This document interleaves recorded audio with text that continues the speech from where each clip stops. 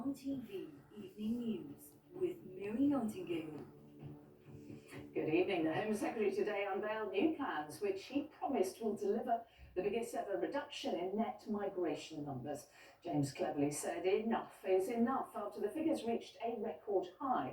Measures include ramping up the salary threshold for skilled workers to more than £38,000, and overseas care workers will be banned from bringing family dependents with them to the UK. Mr Cleverly said that should help reduce net migration by 300,000 a year. Labour attacked the proposal, saying the government doesn't have a plan to address skills shortages. Here's our political correspondent, Colin. Staffing the nation's care homes may just have got a little harder. The Home Secretary says foreign care workers will no longer be allowed to bring their families here, following what he calls abuses of the system. Graduate students face the same restriction. It's all part of the government's plan to bring down net migration.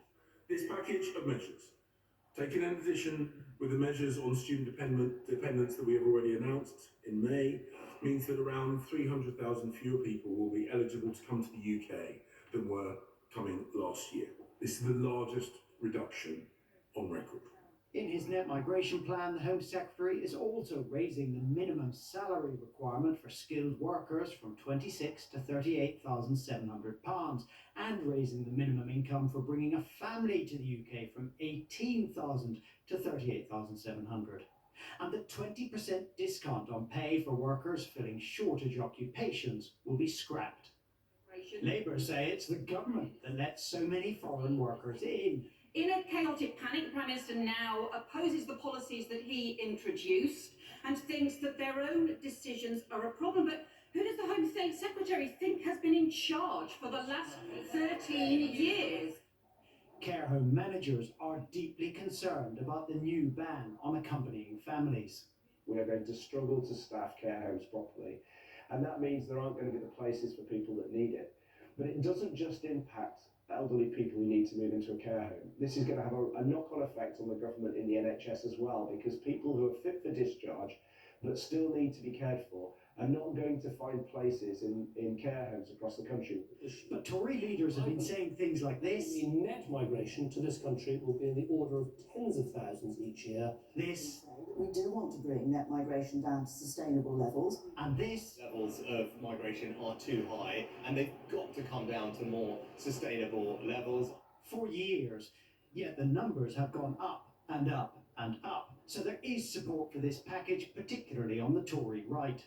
I think it's a really welcome package of announcements which will together address what are, by any measure, unsustainable legal migration figures, and it changes what has been an unacceptable pattern for years now of us relying as a country on cheap foreign labour. So the Home Secretary has bought himself some short-term credit here. What remains to be seen is the long-term cost in the care sector. And Colours, we understand this may not be the last we hear from the Home Secretary on the issue of migration this week.